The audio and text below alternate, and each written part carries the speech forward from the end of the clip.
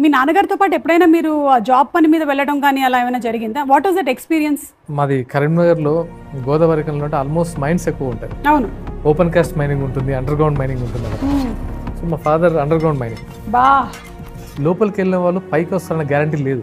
ఎలాంటి ఇన్సిడెంట్స్ అంటే మార్నింగ్ స్కూల్కి వెళ్ళి క్లాస్లో అందరు కూర్చున్నప్పుడు ఎవరో సమ్ పేరెంట్స్ వాళ్ళ ఫ్యామిలీ వచ్చి ఒక అబ్బాయిని తీసుకెళ్లారంటే మేము భయపడేవాళ్ళం. ఒక ట్రక్ వస్తుంది, దాంట్లో నుంచి డెడ్ బాడీ వస్తుంది. ఇవన్నీ చూసి కోల్ మైన్స్ అంటే తెలియని ఒక భయం ఉండేది. మా ఫాదర్ భయాన్ని తీసేయడానికి తీసుకెళ్లారు.